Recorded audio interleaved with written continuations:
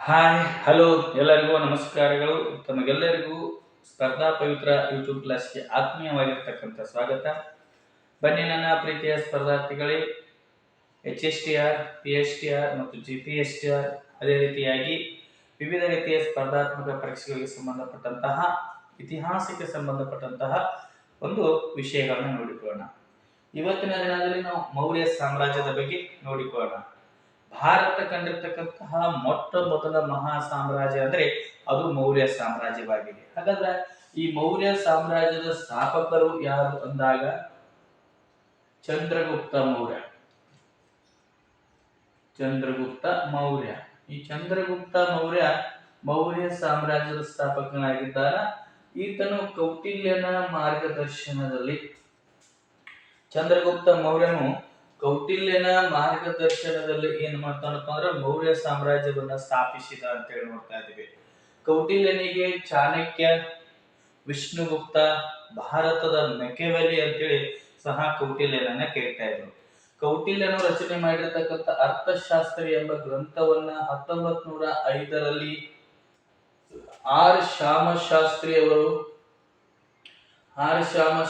ಅವರು ಮೈಸೂರಿನ ಓರಿಯೆಂಟಲ್ ಒಂದು ಗ್ರಂಥಾಲಯದಲ್ಲಿ ಅದನ್ನ ಪತ್ತೆ ಹಚ್ಚಿ 1909ರಲ್ಲಿ ಏನ್ ಮಾಡ್ತಾರಪ್ಪ ಅಂದ್ರೆ ಸಂಸ್ಕೃತ ಭಾಷೆಯಲ್ಲಿ ಇರ್ತಕ್ಕಂತಹ ಆ ಒಂದು ಅರ್ಥಶಾಸ್ತ್ರ ಎಂಬ ಗ್ರಂಥವನ್ನ ಏನ್ ಮಾಡ್ತಾರಪ್ಪ ಅಂದ್ರ ಇಂಗ್ಲಿಷ್ ಭಾಷೆಗೆ ಭಾಷಾಂತರಿಸ್ತಾರ. ಅವರ ಒಂದು ಮಾರ್ಗದರ್ಶನದಲ್ಲಿ ಚಂದ್ರಗುಪ್ತ ಮೌರ್ಯ ಏನ್ ಮಾಡ್ತಾನಪ್ಪ ಅಂದ್ರ ಮೌರ್ಯ ಸಾಮ್ರಾಜ್ಯವನ್ನ ಸ್ಥಾಪನೆ ಮಾಡ್ತಾನ. ಅದರ ಜೊತೆಗೆ ಮೊದಲನೆಯದಾಗಿ ಚಂದ್ರಗುಪ್ತ ಮೌರ್ಯ ಪಂಜಾಬ ಮತ್ತು ಮಗಧ ಪ್ರಾಂತ್ಯದ ಮೇಲೆ ಏನ್ ಮಾಡ್ತಾನಪ್ಪ ಅಂದ್ರೆ ದಾಳಿಯನ್ನ ಮಾಡಿ ಅಲ್ಲಿ ತನ್ನ ಸಾಮ್ರಾಜ್ಯವನ್ನ ವಿಸ್ತರಿಸಿಕೊಳ್ತಕ್ಕಂಥ ಪ್ರಯತ್ನವನ್ನ ಮಾಡ್ತಾನೆ. ಆದರೆ ಅವನ ಒಂದು ಗುರುವಾಗಿರ್ತಕ್ಕಂಥ ಕೌಟಿಲ್ಯನ ಒಂದು ಮಹದಾಶೆ ಏನಾಗಿತ್ತಪ್ಪ ಅಂದ್ರ ನಂತರ ಧನನಂದನ ಆಡಳಿತವನ್ನ ಕೊನೆಗೊಳಿಸುವುದಾಗಿತ್ತು. ಈ ನಂತರ ಧನನಂದನ ದುಷ್ಟ ಆಡಳಿತವನ್ನ ಕೊನೆಗೊಳಿಸಿ ಮೌರ್ಯ ಸಾಮ್ರಾಜ್ಯಕ್ಕೆ ಮತ್ತಷ್ಟು ಭದ್ರ ಬುನಾದಿ ಹಾಕಿದವನೇ ಚಂದ್ರಗುಪ್ತ ಮೌರ್ಯನಾಗಿದ್ದಾನೆ. ಹಾಗಾದ್ರೆ ಈ ರೀತಿಯಾಗಿರ್ತಕ್ಕಂತಹ ಮೌರ್ಯ ಸಾಮ್ರಾಜ್ಯವನ್ನ ಚಂದ್ರಗುಪ್ತ ಮೌರ್ಯ ಸ್ಥಾಪಿಸಿದ ಅಂತೇಳಿ ನೋಡ್ತಾ ಇದ್ದೇವೆ. ವಿಶಾಖದತ್ತನ ಮುದ್ರಾ ರಾಕ್ಷಸ ಅಂತಕ್ಕಂಥ ಕೃತಿ ಮಾಹಿತಿ ಹೇಳ್ತದ. ಕೌಟಿಲ್ಯನ ಅರ್ಥಶಾಸ್ತ್ರ ಎಂಬ ಕೃತಿ ನಮಗೆ ಮಾಹಿತಿ ಹೇಳ್ತದ. ಮೆಗಸ್ತನಿಸನ ಇಂಡಿಕಾ ಅಂತಕ್ಕಂಥ ಕೃತಿ ನಮಗೆ ಮಾಹಿತಿ ಹೇಳ್ತದ. ಸಿಲೋನಿನ ದೀಪವಂಶ ಮತ್ತು ಮಹಾವಂಶ ಅಂತಕ್ಕಂಥ ಕೃತಿ ನಮಗ ಏನ್ ಮಾಡ್ತದಪ್ಪ ಅಂದ್ರೆ ಚಂದ್ರಗುಪ್ತ ಮೌರ್ಯನ ಬಗ್ಗೆ ಮಾಹಿತಿ ಹೇಳ್ತದ. ಅಂದ್ರ ಆ ನಂತರ ಚಂದ್ರಗುಪ್ತ ಮೌರ್ಯ ಏನ್ ಮಾಡ್ತಾನಪ್ಪ ಅಂದ್ರ ನಂತರ ಆಡಳಿತವನ್ನ ಕೊನೆಗೊಳಿಸಿ ಭಾರತದಲ್ಲಿ ಗ್ರೀಕರ ದೊರೆಯಾಗಿರ್ತಕ್ಕಂಥ ಅಲೆಕ್ಸಾಂಡರನ ಒಂದು ಆಡಳಿತ ಇತ್ತಲ್ರಿ, ಅಂದ್ರೆ ಭಾರತದ ವಾಯುವ್ಯ ಭಾಗದಲ್ಲಿ ಸಾಮ್ರಾಜ್ಯವನ್ನ ವಿಸ್ತರಿಸಿದ ಆ ಒಂದು ಪ್ರದೇಶದ ಮೇಲೆ ಚಂದ್ರಗುಪ್ತ ಮೌರ್ಯ ದಾಳಿಯನ್ನ ಮಾಡಿ ಆ ಪ್ರದೇಶಗಳನ್ನ ವಶಪಡಿಸಿಕೊಳ್ತಾನೆ. ಅಂತ ಸಮಯದಲ್ಲಿ ಸಾಮಾನ್ಯ ಶಕ ಪೂರ್ವ ಕ್ರಿಸ್ತ ಶಕ ಪೂರ್ವ 305ರಲ್ಲಿ ಅಲೆಕ್ಸಾಂಡರನು ಬ್ಯಾಬಿಲೋನಿಯಾ ಎಂಬ ಒಂದು ನಗರದಲ್ಲಿ ಮರಣವನ್ನ ಹೊಂತಾನೆ. ಆ ನಂತರ ಏನಾಗ್ತಿತ್ತಪ್ಪ ಅಂದ್ರೆ ಆತನ ಸ್ಥಾನಕ್ಕೆ ಗ್ರೀಕರ ಸೇನಾಧಿಪತಿಯಾಗಿ ಶೆಲ್ಯೂಕಸ್ ಅಂತಕ್ಕಂಥವನು ಬರ್ತಾನೆ. ಹಾಗಾದ್ರೆ ಭಾರತದಲ್ಲಿ ಆ ಅಲೆಕ್ಸಾಂಡರ್ನ ಪ್ರದೇಶಗಳಾಗಿರ್ತಕ್ಕಂತಹ ಕಂದಹಾರ, ಬಲೂಚಿಸ್ತಾನ, ಅಫಘಾನಿಸ್ತಾನ ಇವುಗಳೆಲ್ಲವನ್ನ ಮುಲ್ತಾನ್ ಅಂತಕ್ಕಂಥ ಪ್ರದೇಶಗಳ ಮೇಲೆ ತನ್ನ ಅಧಿಪತ್ಯವನ್ನ ಸ್ಥಾಪಿಸಲಿಕ್ಕಾಗಿ ಸೆಲ್ಯೂಕಸ್ ಅಂತಕ್ಕಂಥವನು ಭಾರತಕ್ಕೆ ಬರ್ತಾನೆ. ಅದೇ ತಾನೇ ಆ ಒಂದು ಸಾಮ್ರಾಜ್ಯದ ಮೇಲೆ ದಾಳಿಯನ್ನ ಮಾಡ್ಲಿಕ್ಕೆ ಬಿಟ್ಟಿರ್ತಕ್ಕಂಥ ಚಂದ್ರಗುಪ್ತ ಮೌರ್ಯನ ದಾಳಿಯನ್ನ ತಡೆಗಟ್ಟಲಿಕ್ಕೆ ಆ ಸೆಲ್ಯೂಕಸ್ ಮುಂದಾಗ್ತಾನ. ಆದರೆ ಆತನ ದಾಳಿಯನ್ನ ಚಂದ್ರಗುಪ್ತ ಮೌರ್ಯ ತಡೆದು ಆತನನ್ನ ಸೋಲಿಸ್ತಾನ. ಹೀಗಾಗಿ ಸೋಲಿಸುವುದರ ಮೂಲಕ ಸೋಲನ್ನ ಅನುಭವಿಸಿರ್ತಕ್ಕಂತಹ ಗ್ರೀಕ್ ಸೇನಾಧಿಪತಿ ಸೆಲ್ಯೂಕಸ್ ಏನ್ ಮಾಡ್ತಾನಪ್ಪ ಅಂದ್ರ ಅಫಘಾನಿಸ್ತಾನ, ಕಂದಹಾರ, ಬಲೂಚಿಸ್ತಾನ, ಸಿಂಧ, ಮುಲ್ತಾನ್ ಪ್ರಾಂತ್ಯಗಳನ್ನ ಚಂದ್ರಗುಪ್ತ ಮೌರ್ಯನಿಗೆ ಮಗಳನ್ನ ಕೊಟ್ಟು ಮದುವೆ ಮಾಡೋದ್ರ ಮೂಲಕ ಉಡುಗೊರೆಯಾಗಿ ಕೊಡ್ತಾನೆ. ಅದಕ್ಕೆ ಚಂದ್ರಗುಪ್ತ ಮೌರ್ಯ ಏನ್ ಮಾಡ್ತಾನಪ್ಪ ಅಂದ್ರ 500 ತರಬೇತಿಯನ್ನ ಪಡೆದಿರ್ತಕ್ಕಂಥ ಆನೆಗಳನ್ನ ಆತನಿಗೆ ಕೊಡ್ತಾನೆ. ಆ ನಂತರ ಆ ಸೆಲ್ಯೂಕಸ್ ಅಂತಕ್ಕಂಥವನು ಈ ಚಂದ್ರಗುಪ್ತ ಮೌರ್ಯನ ಆಸ್ಥಾನಕ್ಕೆ ಮೆಗಾಸ್ತನಿಸ್ ಅಂತಕ್ಕಂಥ ರಾಯಭಾರಿಯನ್ನು ಕಳಿಸ್ತಾನೆ. ಈ ಮೆಗಾಸ್ತನಿಸ್ ಅಂತಕ್ಕಂಥವನು ಇಲ್ಲಿ ಬಂದು ಇಂಡಿಕಾ ಎಂಬ ಕೃತಿಯನ್ನ ಬರೀತಾನೆ. ಯಾರು ಬರೀತಾರಪ್ಪ ಅಂದ್ರೆ ಮೆಗಾಸ್ತನಿಸ್. ಹೀಗೆ ಚಂದ್ರಗುಪ್ತ ಮೌರ್ಯ ಏನ್ ಮಾಡ್ತಾನಪ್ಪ ಅಂದ್ರೆ ತನ್ನ ಸಾಮ್ರಾಜ್ಯವನ್ನು ವಿಸ್ತರಿಸ್ತಾನೆ. ಕೊನೆಯದಾಗಿ ತನ್ನ ಸಾಮ್ರಾಜ್ಯವನ್ನ ಆತನ ಮಗನಾಗಿರ್ತಕ್ಕಂತಹ ಬಿಂದುಸಾರನಿಗೆ ವಹಿಸಿಕೊಂಡು ಏನ್ ಮಾಡ್ತಾನಪ್ಪ ಅಂದ್ರ ಭದ್ರಬಾಹುವಿನ ಪ್ರಭಾವದಿಂದ, ಯಾರ ಪ್ರಭಾವ ಅಂದ್ರ ಭದ್ರಬಾಹುವಿನ ಪ್ರಭಾವದಿಂದ ಏನ್ ಮಾಡ್ತಾನಪ್ಪ ಅಂದ್ರ ಜೈನ ಧರ್ಮವನ್ನ ಸ್ವೀಕಾರ ಮಾಡ್ತಾನ. ಜೈನ ಧರ್ಮವನ್ನ ಸ್ವೀಕರಿಸಿರ್ತಕ್ಕಂಥ ಚಂದ್ರಗುಪ್ತ ಮೌರ್ಯ ಹಾಸನ ಜಿಲ್ಲೆಯ ಶ್ರವಣ ಬೆಳಗೊಳಕ್ಕೆ ಬಂದು ನೆಲೆಸ್ತಾನೆ. ಹಾಸನ ಜಿಲ್ಲೆಯ ಶ್ರವಣ ಬೆಳಗೊಳಕ್ಕೆ ಬಂದು ನೆಲೆಸಿರ್ತಕ್ಕಂತಹ ಚಂದ್ರಗುಪ್ತ ಮೌರ್ಯ ಅಲ್ಲೊಂದು ಬಸದಿಯನ್ನ ಕಟ್ತಾನ. ಅದು ಏನಾಗ್ತೈತಪ್ಪ ಅಂದ್ರ ಚಂದ್ರಗುಪ್ತ ಬಸದಿ. ಅಲ್ಲಿ ಅವಂತ ನೆಲೆಸಿರ್ತಕ್ಕಂಥ ಬೆಟ್ಟವನ್ನ ಚಂದ್ರಗಿರಿ ಬೆಟ್ಟ ಅಂತ ಕರೀತಾರೆ. ಕೊನೆಯದಾಗಿ ಈ ಒಬ್ಬ ಭದ್ರಬಾಹುವಿನ ಪ್ರಭಾವಕ್ಕೆ ಒಳಗಾಗಿ ಪ್ರಶ್ನೆ ಕೇಳಬಹುದು, ಚಂದ್ರಗುಪ್ತ ಮೌರ್ಯ ಯಾರ ಪ್ರಭಾವದಿಂದ ಜೈನ ಧರ್ಮವನ್ನು ಸ್ವೀಕರಿಸಿದ? ಭದ್ರಬಾಹುವಿನ ಪ್ರಭಾವದಿಂದ ಆತ ಜೈನ ಧರ್ಮವನ್ನು ಸ್ವೀಕರಿಸಿಕೊಂಡು ಯಾವ ವ್ರತವನ್ನ ಕೈಗೊಂಡು ಮರಣ ಹೊಂತಾನಂದ್ರ ಸಲ್ಲೇಖನ ವ್ರತವನ್ನ ಕೈಗೊಂಡು ಆ ಚಂದ್ರಗುಪ್ತ ಮೌರ್ಯ ಮರಣವನ್ನ ಹೊಂತಾನ. ಈ ರೀತಿಯಾಗಿ ತನ್ನ ಆಡಳಿತವನ್ನ ಚಂದ್ರಗುಪ್ತ ಮೌರ್ಯ ಅದನ್ನೇನ್ ಮಾಡಿದ್ಪ ಅಂದ್ರೆ ವಿಸ್ತರಿಸಿದ. ಆದ್ರೆ ಏನ್ ಮಾಡ್ತಾನಪ್ಪ ಅಂದ್ರೆ ಕೊನೆಯದಾಗಿ ಭದ್ರಬಾಹುವಿನ ಪ್ರಭಾವಕ್ಕೆ ಒಳಗಾಗಿ ತನ್ನ ಸಾಮ್ರಾಜ್ಯವನ್ನ ಬಿಂದುಸಾರನಿಗೆ ವಹಿಸಿಕೊಟ್ಟು ಏನ್ ಮಾಡ್ತಾನಪ್ಪ ಅಂದ್ರೆ ಜೈನ ಧರ್ಮವನ್ನ ಸ್ವೀಕರಿಸಿದ ಅಂತ ಹೇಳ್ಕೊಡ್ತಾರೆ. ಆ ನಂತರ ಈ ನಮ್ಮ ಚಂದ್ರಗುಪ್ತ ಮೌರ್ಯನ ನಂತರ ಬಂದಿರತಕ್ಕಂಥವನು ಬಿಂದುಸಾರ ಅಂದಾಗ ಈ ಬಿಂದುಸಾರನಿಗೆ ಅಮಿತ ಘಾತ ಎಂಬ ಬಿರುದಿತ್ತು. ಅಮಿತ ಘಾತ. ಈತನ ಸಮಯದಲ್ಲಿ ಬಿಂದುಸಾರನ ಮಗನಾಗಿರ್ತಕ್ಕಂಥ ಅಶೋಕ ತಕ್ಷಶಿಲೆ ಮತ್ತು ಉಜ್ಜಯಿನಿಯಾಗಿ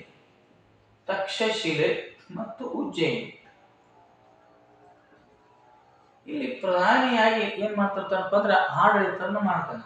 ಅದರ ಸಂದರ್ಭದಲ್ಲಿ ತಕ್ಷಶಿಲೆ ಎಂಬ ಪ್ರದೇಶದಲ್ಲಿ ನಾಗರಿಕ ದಂಗೆ ನಡೀತದ.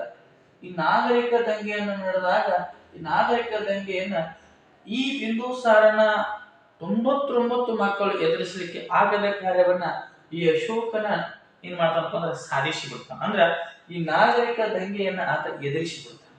ಹಾಗಾಗಿ ಅಶೋಕನನ್ನ ಏನ್ ಮಾಡ್ತಾರಪ್ಪ ಅಂದ್ರ ಈ ಬಿಂದುಸಾರ ಆ ಆಡಳಿತವನ್ನ ಆತನಿಗೆ ವಹಿಸಿಕೊಡ್ತಿರ್ತಾನೆ. ಯಾವಾಗ ಬಂದ್ರ ಕ್ರಿಸ್ತ ಶಕ ಪೂರ್ವ 269ರಲ್ಲಿ ಅಶೋಕನಿಗೆ ಏನ್ ಮಾಡ್ತಾರಪ್ಪ ಅಂದ್ರ ಪಟ್ಟಾಭಿಷೇಕವನ್ನ ಮಾಡಿಬಿಡ್ತಾರೆ. ಪಟ್ಟಾಭಿಷೇಕ ಮಾಡಿದ ನಂತರ 8 ವರ್ಷಗಳ ಕಾಲ ಆತನ ಸಹೋದರರೊಂದಿಗೆ ಅಂತಕಲಹ ನಡೆಯುತ್ತದೆ. ನಮಗೆ ಕೊಡತಕ್ಕಂತಹ ಈ ಸಂಪತ್ತು ಆಸ್ತಿ ಅಶೋಕನಿಗೆ ಸೇರಬಾರದೆಂದು ಆತನ ಸಹೋದರರು ಆತನೊಂದಿಗೆ ಹೋರಾಟವನ್ನ ಮಾಡ್ಲಿಕ್ಕೆ ಮುಂದಾಗ್ತಾರೆ. ಅವರ ದಾಳಿಯನ್ನ ತಡೆಗಟ್ಟಬೇಕಾದ್ರೆ ಅಶೋಕನಿಗೆ 8 ವರ್ಷಗಳು ಕಳೀತಾವೆ.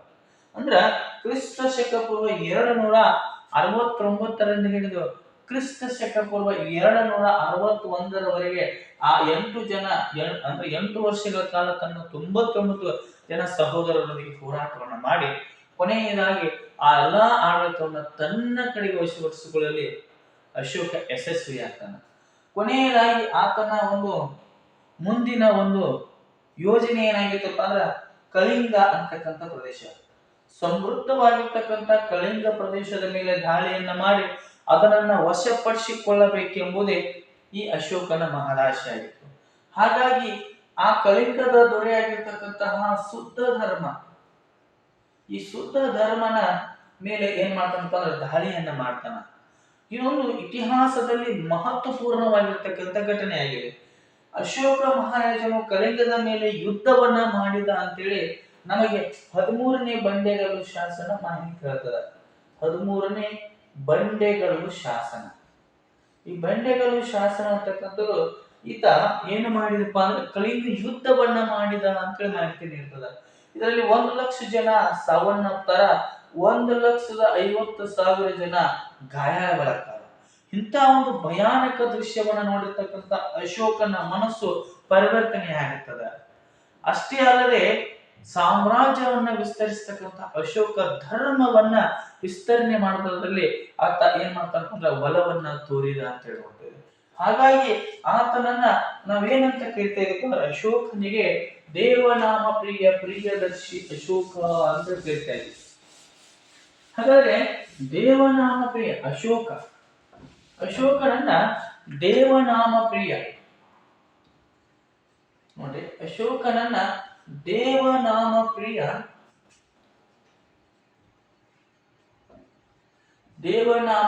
ಪ್ರಿಯದರ್ಶಿ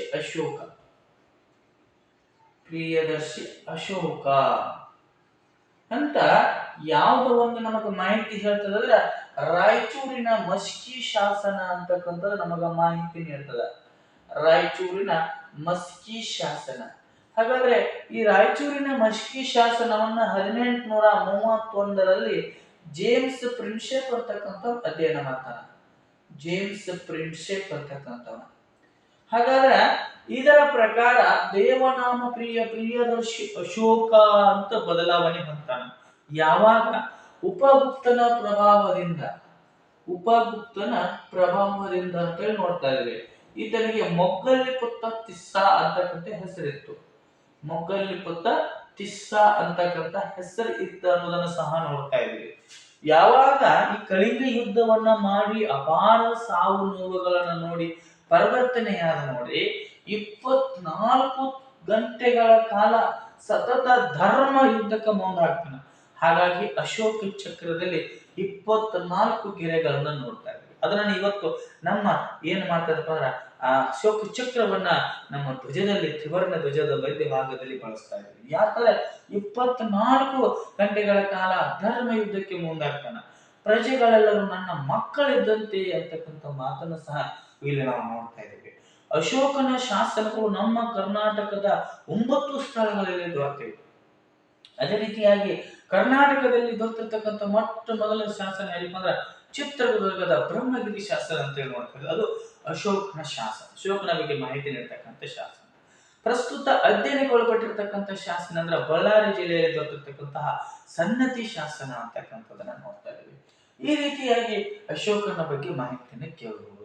ತನ್ನ ಮಕ್ಕಳಾಗಿರ್ತಕ್ಕಂಥ ಮಹೇಂದ್ರ ಮತ್ತು ಸಂಘಮಿತ್ರರನ್ನ ಅವರ ಕೈಗೆ ಬೋಧಿ ವೃಕ್ಷವನ್ನ ಕೊಟ್ಟು ಏನ್ ಮಾಡ್ತಾನಪ್ಪ ಅಂದ್ರ ಆ ಬೌದ್ಧ ಧರ್ಮವನ್ನು ಪ್ರಚಾರ ಮಾಡ್ಲಿಕ್ಕೆ ಕಳಿಸಿತಾನ ಅಂತ ಹೇಳಿ ನೋಡ್ತಾ ಇದ್ದೀವಿ. ಅಷ್ಟೇ ಅಲ್ಲದೆ ಏನು ಮಾಡ್ತಾನಪ್ಪ ಅಂದ್ರ ತನ್ನ ಸಾಮ್ರಾಜ್ಯದಲ್ಲಿ ಅಹಿಂಸಾ ಮಾರ್ಗವನ್ನು ಅನುಸರಿಸತಕ್ಕಂಥ ವ್ಯಕ್ತಿ ಅಶೋಕನಾದ. ನೋಡಿ, 3ನೇ ಬೌದ್ಧ ಧರ್ಮ ಸಮ್ಮೇಳನ ನೋಡ್ತಾ ಇದ್ದೀವಿ. 200 ಕ್ರಿಸ್ತಪೂರ್ವ 250ರಲ್ಲಿ ಪಾಟಲಿಪುತ್ರದಲ್ಲಿ ನಡೆಸ್ತಾನ. ಅಧ್ಯಕ್ಷ ಉಪಗುಪ್ತ ಅಥವಾ ಮೊಗ್ಗಲಿಪುತ್ತ ತಿಸ್ಸಾ ಅಂತ ಹೇಳಿ ನೋಡ್ತಾ ಇದ್ದೀವಿ. ಮೊದಲನೇ ಬೌದ್ಧ ಧರ್ಮ ಸಮ್ಮೇಳನ ಕ್ರಿಸ್ತ ಶಕ ಪೂರ್ವ 483ರಲ್ಲಿ ರಾಜ್ಯ ಗೃಹದಲ್ಲಿ ನಡೀತದ. ಅಜಾತ ಶತ್ರು ಅಂತಕ್ಕಂಥ ನಡೆಸ್ತಾನ. ಅಧ್ಯಕ್ಷ ಮಹಾಕಶ್ಯಪನಾಗಿರ್ತಾನ. ವಿನಯ ಪೀಠಕ ಮತ್ತು ಅಭಿಧಮ ಪೀಠಕ ಅಂತಕ್ಕಂಥದ್ದು 1ನೇ ಬೌದ್ಧ ಧರ್ಮ ಸಮ್ಮೇಳನದಲ್ಲಿ ಆಗ್ತದೆ.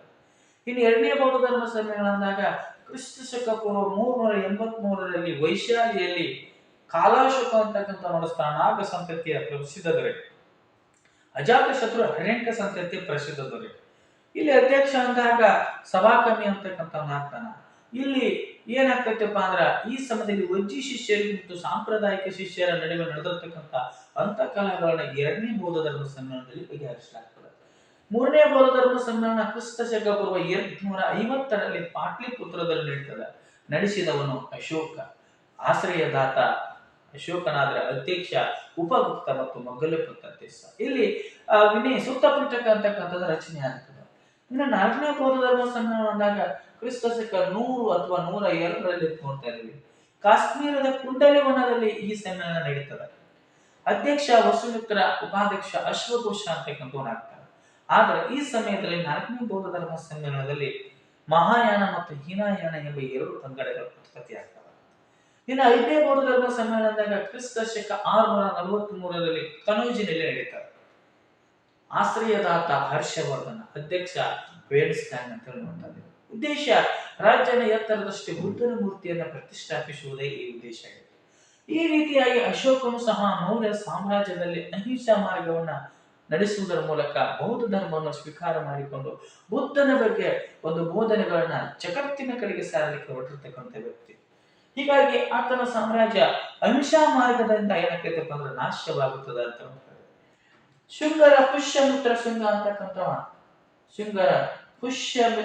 ಅಂತಕ್ಕಂಥವ ಮೇಲಿನ ಮೇಲೆ ದಾಳಿ ಮಾಡ್ತಾನ.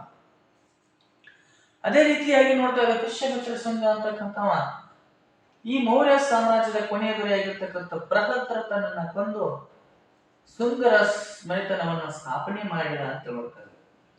ಭಾರತ ಕಂಡಿರ್ತಕ್ಕಂಥ ಮೊಟ್ಟ ಮೊದಲ ಮಹಾ ಸಾಮ್ರಾಜ್ಯ ಮೌರ್ಯ ಸಾಮ್ರಾಜ್ಯ ಕೊನೆಯದಾಗಿ ಅಹಿಂಸಾ ಮಾರ್ಗದ ನೀತಿಯಿಂದ ಏನಾಗ್ತದೆ ಅಂದ್ರೆ ಅವನತಿಯನ್ನ ಹೊಂದಿತ್ತು ಅಂತ ಹೇಳ್ತಾರೆ. ಹಾಗಾದ್ರೆ ನನ್ನ ಪ್ರೀತಿಯ ಸ್ಪರ್ಧಾರ್ಥಿಗಳೇ, ಇದು ಮೌರ್ಯ ಸಾಮ್ರಾಜ್ಯಕ್ಕೆ ಸಂಬಂಧಪಟ್ಟಿರ್ತಕ್ಕಂಥದ್ದಾಯಿತು. ಮುಂದಿನ ಕ್ಲಾಸ್ನಲ್ಲಿ ಮತ್ತೆ ದಕ್ಷಿಣ ಭಾರತದ ಮೊಟ್ಟ ಮೊದಲ ಮಹಾ ಸಾಮ್ರಾಜ್ಯ ಶಾತವಾಹನರ ಬಗ್ಗೆ ನೋಡಿಕೊಳ್ಳೋಣ. ಹಾಗಾದ್ರೆ ಇಲ್ಲಿಯವರೆಗೆ ಈ ವಿಡಿಯೋವನ್ನು ವೀಕ್ಷಿಸಿದ್ದಕ್ಕಾಗಿ ತಮಗೆಲ್ಲರಿಗೂ ಧನ್ಯವಾದವನ್ನು ಹೇಳಿ ಮತ್ತೆ ನಾಳಿನ ಕ್ಲಾಸ್ನಲ್ಲಿ ಮತ್ತೆ ಒಂದು ಬೇರೆ ಸಂಚಿಕೆಯೊಂದಿಗೆ ಭೇಟಿಯಾಗುತ್ತೇನೆ. ಅಲ್ಲಿವರೆಗೆ ತಮಗೆಲ್ಲರಿಗೂ ಧನ್ಯವಾದಗಳನ್ನು ಹೇಳಿ ನನ್ನ ಕ್ಲಾಸ್ ಮುಗಿಸ್ತೇನೆ. Thank you.